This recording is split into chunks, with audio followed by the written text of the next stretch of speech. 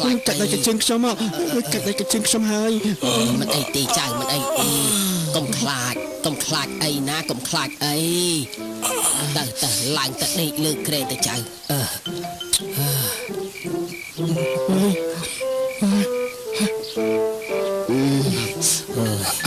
អមេកាយមក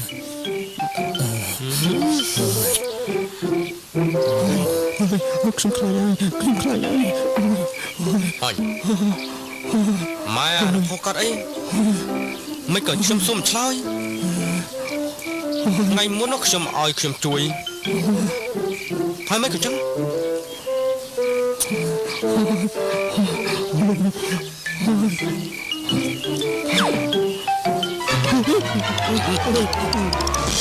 ថៃអាផុសអាចចោលតាទៀតបងអើយដេកតែម្នាក់ឯងទៅខ្ញុំទៅដេកលើពនុច្បាំងហើយមិនជួយទេអីក៏ឲ្យមិនដេកទៅពនុច្បាំងវាល្អជាងអញវាទៅជាអញ្ចឹងទៅនៅសុកក៏ប្រកាញ់ហើយកាលពីថ្ងៃម៉ែម្ដងហើយលុដល់ពេលយប់អាភូមិអ្នកទៀនថ្ងៃនេះកើតអីចឹងនេះ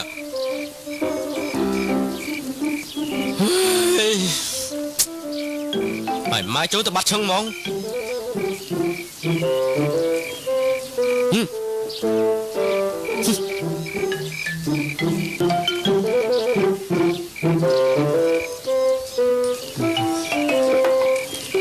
កាលពីថ្ងៃមិញខ្ញុំខ្លួនឯងម្ដងហើយ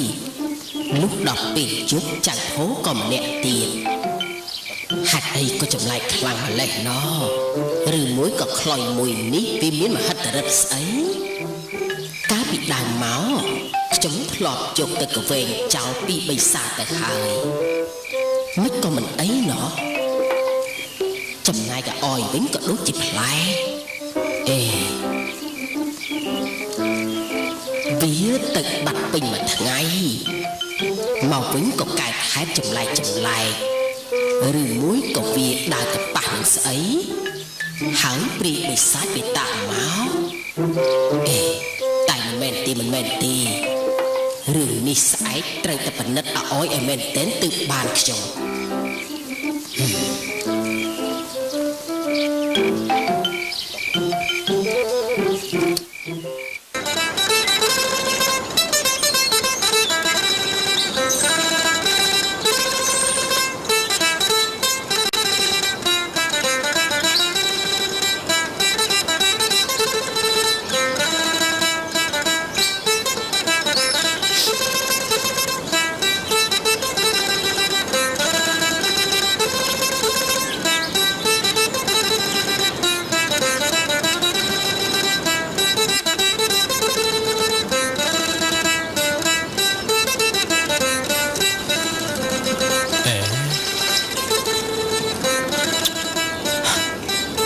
ពីព្រលឹមមកខ្ញុំហាក់បីដូចជាមានមនុស្សតាមដានខ្ញុំពីក្រោយឬមួយក៏ក្រុមពួកកូនសទ្ធិបំរុងមកតាមធ្វើបាបខ្ញុំអានហើយព្រោះអាភោណាត់យកត្រីមកដាក់ក្នុងទ្រូរបស់ខ្ញុំនៅកន្លែងចាស់នៅចាំវានៅកន្លែងចាស់សិន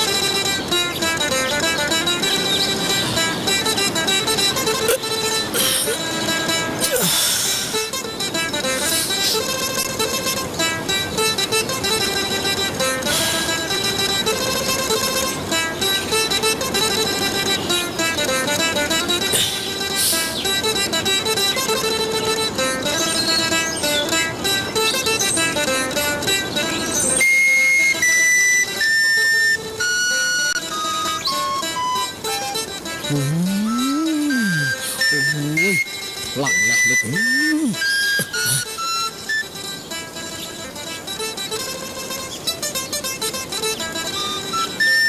ពីកន្លែងនេះហើយតែគាត់ណាត់ខ្ញុំមកយកត្រីមកឲ្យគាត់ហ្នឹងណា ហួយអញនិយាយថាម៉េច អូយយាយស្ដាប់ខ្ញុំនិយាយទៅបើយាយចុះឯងខ្ទុបទៅចិត្តទាំងសងខាងបែបនេះហើយនោះយាយដាក់ចេញទៅមើល ហើយថៃហែងអញកំពុងតែខ្លាំងខ្លីឲ្យផងនេះ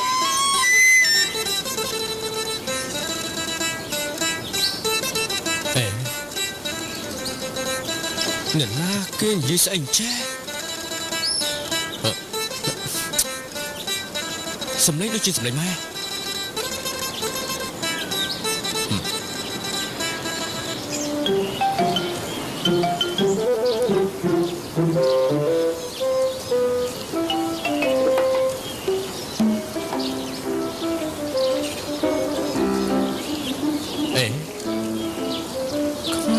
ឡងតិចដឹងហ៎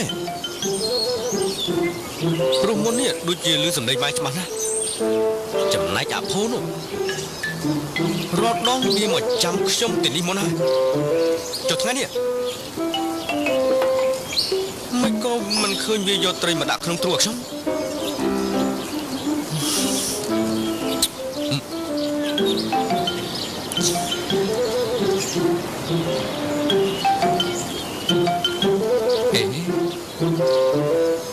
ដូចជាមានអ្នកណាតាមឡើងខ្ញុំហើយ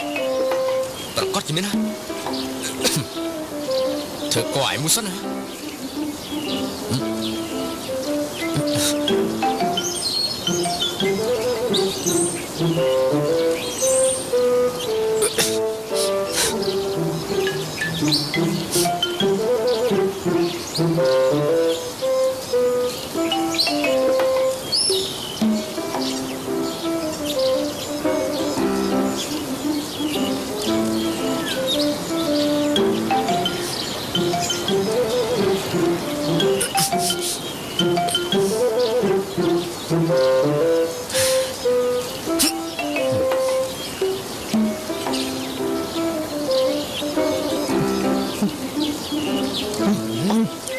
យាយមកឲ្យតបាត់ហើយវាទៅណាវាបាត់មែនវាទៅណាចេះជួនទៅក្រាបពូនធ្វើវាគិតតតបានអើយធ្វើមិនទៅចាំផោ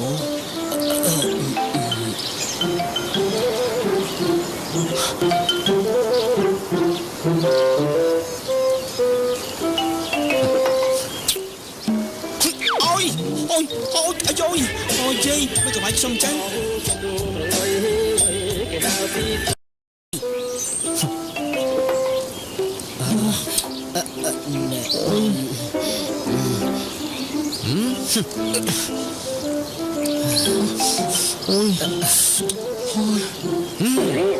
អូយបងអោយអូយវាយឈឺមែនតើហ្មងអញវាយឈឺបើមិនឈឺវាយធ្វើអីនេះបានសង្កេតថាឯងយកការពិតទៅប្រម៉ែអស់ហើយមែនទេអាផោណាគឺម៉េចអើយអាផោវាអត់បាននិយាយរឿងអីប្រាប់ម៉ែទេប៉ុន្តែគឺម៉ែជាអ្នកបបួលអាផោតាមឯងពីក្រោយនឹងណាហើយម៉ែតាមខ្ញុំធ្វើអីទៅហើយមិនឲ្យតាមមិនទៅបើពីម្សិលមិញនេះឯងចេញបាត់តាំងពីព្រលឹមរហូតដល់ថ្ងៃបាក់រសៀលទើបចូលផ្ទះវិញនោះពេលដែលត្រឡប់មកម៉ែឃើញកាយវិការឯងដូចជាចម្លែកណាស់ម៉ែខ្លាចឯងនឹងដើរទៅប៉ះពីនឹងរបស់អ្វីម្យ៉ាងទើបបានជាម៉ែនឹងបារម្ភពីឯងនឹងណាអូយខ្ញុំគ្មានអីចំណែកទេអ្នកដែលចំណែកនោះគឺម៉ែហើយនឹងអាផោនឹងហើយកាលពីមិនសមអញម៉ែគាត់ថាហាក់បីដូចជាមានមនុស្សកាច់តែម៉ែលុះដល់ខ្ញុំតិចទៀតអាផោនោះវាក៏ប្រកាច់ទៀតខ្ញុំឆ្ងល់ខ្លាំងណាស់ម៉ែ តែមិនមានរឿងអ្វីកើតឡើងទៅណែកូនអយឲ្យម៉ែសំវរណាហើយម៉ែសំវរខ្ញុំរឿងអីម៉ែសំវរកូនឲ្យកូនបោះខ្លុយនឹងចោលទៅថាម៉េចអូយម៉ែហេតុអីក៏ម៉ែចេះតែចង់ឲ្យខ្ញុំយកខ្លុយបោះចោលអូយខ្លុយមួយនេះវាអត់បានធ្វើបាបអីម៉ែទេ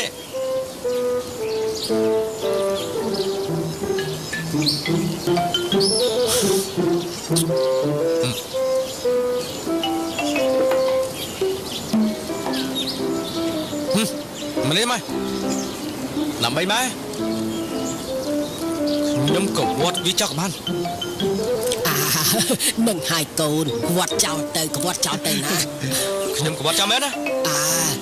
ចាំទៅមើលទៅក៏បោះចោលហើយជីនឹងហើយកូនល្អណាស់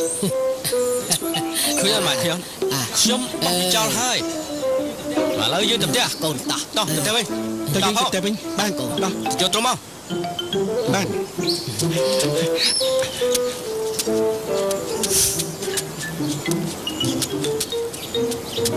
បានទៅយាយទៅតោះ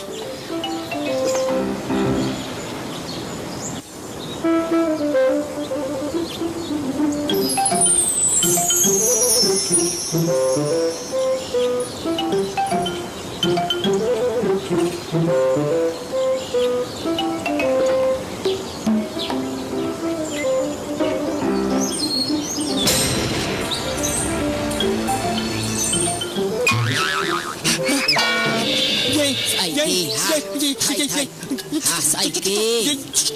ខ្លុយអូខ្លុយមួយនេះជារបស់នរណាគេទៅយាយខ្លុយមួយនឹងណាគឺជារបស់កូនអយតាហើយមុននេះជីបានឃើញច្បាស់ណាស់ថាអយវាក៏វែងចោលនៅស្រែបាត់ទៅហើយចុះខ្លុយមួយនេះវាមកពីណាយាយបាញ់ចឹងឆាប់ទៅយកវាមកមើលហើយយកទៅបោះចោលទីទៅអូយអត់ទេខ្ញុំមិនហ៊ានលោកតាខ្លុយនេះទេព្រោះខ្លាចប្រកាន់ដូចយប់មិញទៀតហ្នឹង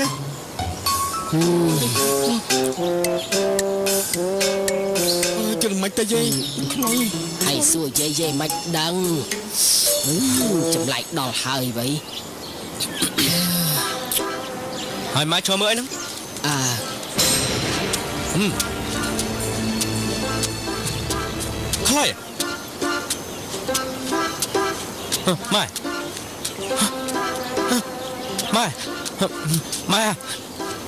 អាផោខ្លុយនេះគឺជាខ្លុយរបស់ខ្ញុំតាក្រែងខ្ញុំក្រវែងវាចោលហាញ់តាហេតុអីក៏វាមកនៅទីនេះទៀតយាយធ្វើមិនចាញ់ខ្ញុំថាមិនគេមិនហើយយាយខ្លុយមួយនេះប្រហែលជាមិនខ្លុយធម្មតាទេយាយយាយកូនអយខ្ញុំខ្លាចណែបើតែយ៉ាងនេះណាម៉ែមិនហ៊ាននៅផ្ទះជាមួយនឹងកូនទេព្រោះម៉ែបានឃើញផ្ទាល់នឹងដេកថាកូនបានកវែងខ្លុយនេះចោលទៅហើយចោះហេតុអីបានជាវាអាចមកនៅទីនេះបានអូយម៉ែមិនថាម៉ែហើយណាផោទេសូមតែខ្ញុំពេលនេះក៏ខ្ញុំព្រីក្បាលដែរអូយកូនអយកូនអយឲ្យធ្វើយ៉ាងម៉េចទៅកូនណែកូនអយកូនត្រូវតែយកខ្លុយនេះទៅកប់ក្នុងដីចោលទៅព្រោះការដែលកូនរើសបានមកលក់គឺរើសពីក្នុងដីមកមិនថាអញ្ចឹងឯងកូនមិនហើយបងអើយគឺអាចជាខ្លុយរបស់សាសពនរណាម្នាក់ក៏ថាបានដែរបងអើយឯងក៏មានចាំបានទេអាផោអញខ្លាចខ្មោចខ្លាំងណាស់ហើយមិនអាខ្លុយមួយនេះវានៅជាមួយអញរាប់ឆ្នាំមកហើយយ៉ាងណាក៏ដោយណាកូនបើជូនខ្លុយនេះតើឲ្យម្ចាស់ដើមគេវិញទៅណាកូនអូយបានចាំមិនទេម៉ែខ្ញុំយកខ្លុយនេះយកទៅកប់ដីឲ្យជ្រៅ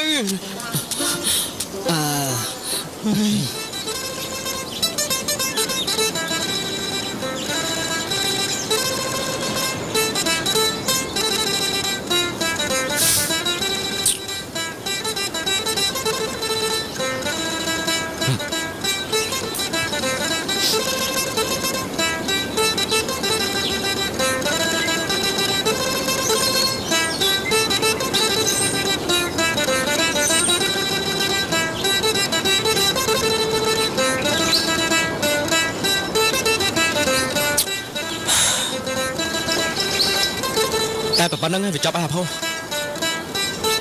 កប់ដីជ្រៅប៉ុណ្្នឹងទៅហើយទោះបីជាធ្វើយ៉ាងណាក៏ខ្លុយមួយនេះវាមិនអាចត្រឡប់ទៅផ្ទះយើងវិញបានដែរខ្ញុំក៏គិតអញ្ចឹងដែរណាបងបញ្ជូនគេឲ្យទៅជុំចាក់ដើមគេវិញទៅណាបងណោះតាជើងបាទ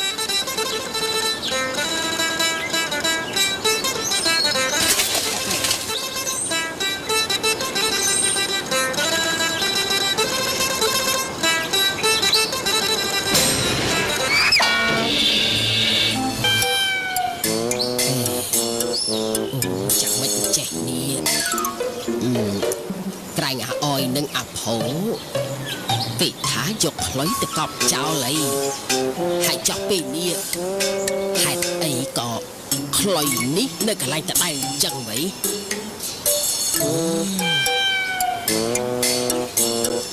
ម៉ែមកហើយអីហើយរួចរាល់ហើយម៉ែខ្ញុំបានយកខ្លុយទៅកប់នៅដីជ្រៅណាថាម៉េចយកទៅកប់នៅណាខ្លុយនៅលើក្រែនឡើយទេម៉ែអត់ស្មៃលោះហើយនេះអើយណាខ្មោចលងច្បាស់ហើយខ្មោចខ្លុយឯងថាម៉េចអើយខ្ញុំនឹងអាផោណាម៉ែបានយកខ្លុយទៅកប់ក្នុងដីជ្រៅណាហើយយកខ្លុយមួយនេះមកពីណាទៅបានចាបានស្ក្រេតថាខ្មោចលោហើយម៉ែណៃខ្មោចអូយពធូអើយអូយអីក៏ស្រស់ម្លេះម៉ែអើយខ្លុយ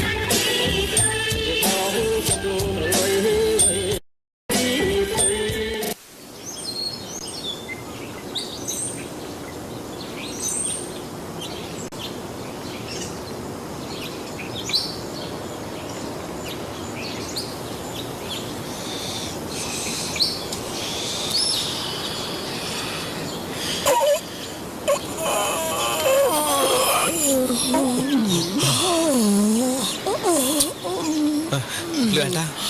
ផោក្រោផោក្រោម៉ែភ្លឺហើយម៉ែលឿនហើយ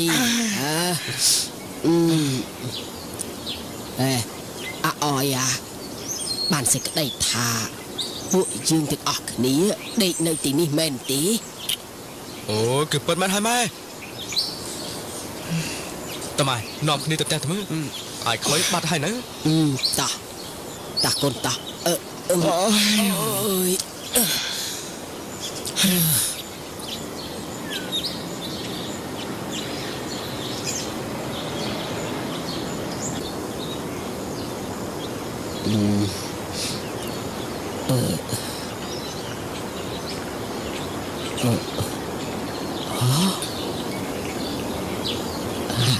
បាត់ហើយកូនបាត់ហើយតាម៉ែបាត់ហ្នឹង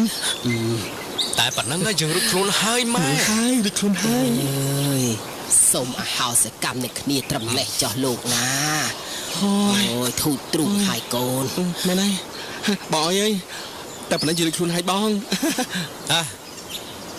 បាទអញ្ចឹងអញទលំមុខសិនបាទម៉ែខ្ញុំតើទៅចោះកូន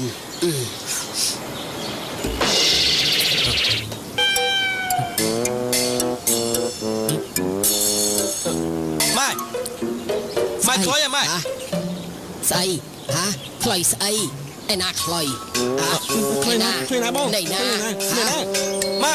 ស្អី នេះនៅចំចង្កេះខ្ញុំនេះ ខ្លុយជាប់ចង្កេះម៉ែ ម៉ែ កុំចិត្តម៉ែអើយជួយខ្ញុំផងខ្ញុំចេញទេម៉ែ ម៉ែមិនហ៊ាននៅទេអើយហើយកុំមកតាមម៉ែណាកុំប៉ាអើយកុំកុំតាមនេះ ចាប់ អើយកលីម៉ែជួយខ្ញុំផងអើយកលីចេញទៅយ៉ាងម៉េចចឹងម៉ែ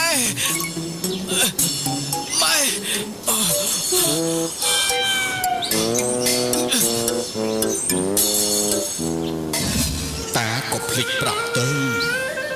ចាប់ពីពេលនេះតទៅខ្លុយមួយនេះនឹងខ្លាចជាខ្លុយទឹកមាត់ទឹក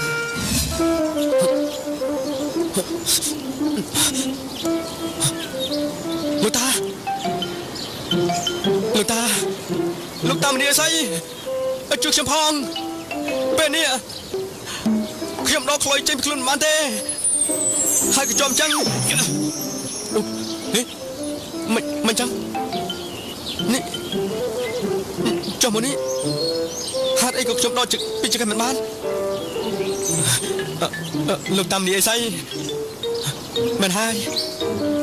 ខ្លុយទឹកមាត់ទឹកចាប់ពីនេះតទៅខ្ញុំប្រកាសឲ្យមែនទេខ្លុយ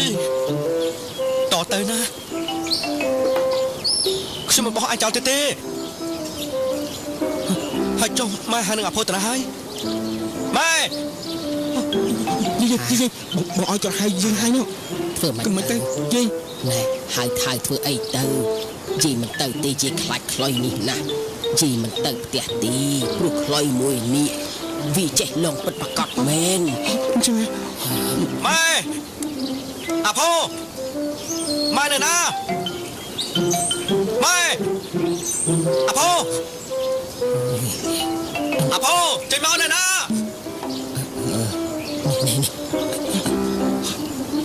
ម៉ែម៉ែយីមក កុំមកអើយកូនអើយកូនអើយហេតុអីក៏កាន់ខ្លុយនឹងមកទៀតម៉ែខ្លាចវាខ្លាំងណាស់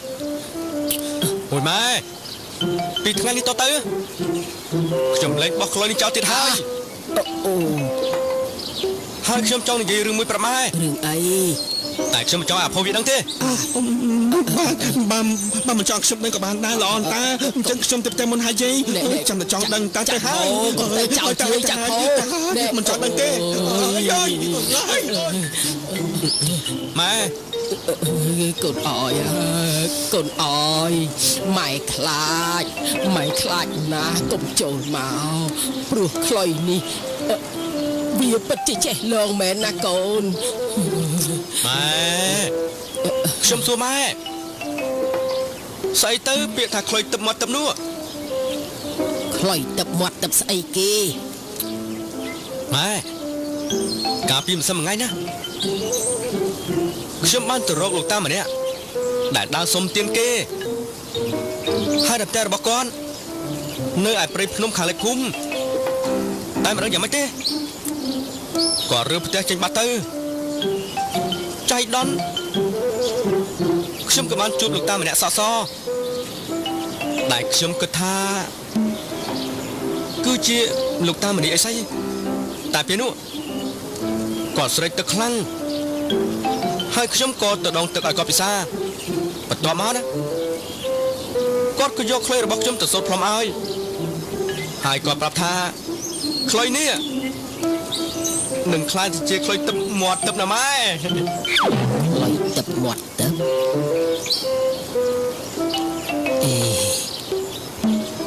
ខ្លុយទឹកមាត់ទឹកអី ហើយខ្ញុំមិនយល់ពាក្យនេះទេណាម៉ែ ខ្លុយទឹកមាត់ទឹកគឺបានសេចក្តីថាខ្លុយនេះ មានមហិទ្ធិឫទ្ធិខ្លាំងពូកែប្រកបហើយចុះមាត់ទឹកនោះតើខ្លុយមានមាត់ឯណា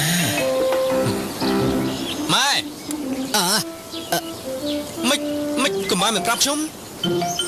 អើយបាញ់ចឹងមិនអីទេណាកូនណែកូនរក្សាខ្លុយមួយនេះទុកចោះគ្រាន់តែថាកុំផ្លុំវានៅក្បែរមនុស្សដទៃម្យ៉ាងពាក្យថាខ្លុយទឹកនោះគឺបានន័យថាមានមហិទ្ធិឫទ្ធិខ្លាំងពូកែអូការពិតគឺចឹងទេម៉ែបានចាំមកស្រីថាខ្លុយរបស់ខ្ញុំវាប្រកាសហើយទើបបានជាកវែងចោលឬកប់ចោលក្នុងដីក៏វាអាចវិលត្រឡប់ទៅផ្ទះវិញបានម៉ែមិនចង់ឲ្យខ្ញុំចោលវាទៀតទេហ៎ហើយណែមកពីកូនមិននិយាយរឿងនឹងប្រាប់ម៉ែបើដឹងថាអញ្ចឹងនោះម៉ែមិនឲ្យបោះវាចោលនោះទេអូយអញ្ចឹងផងម៉ែខ្ញុំក៏លើចោលវាដែរអ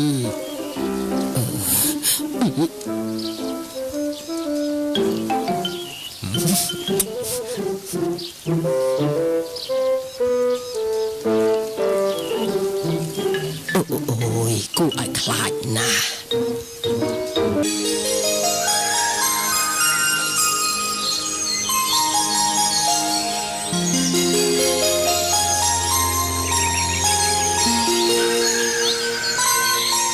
អ្នកទាំងពីរដឹងទេ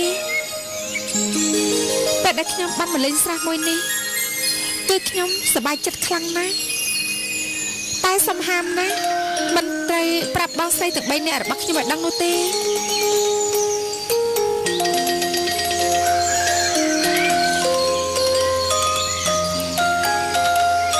អ្នកនាងមកលេងទីនេះយូរហើយយើងល្មមទៅវិញហើយអីចាស់គេឲ្យម្នាក់នោះគេនៅឯណាទៅណោះហេតុអីក៏គេមិនឃើញបានមករករឿងខ្ញុំទេ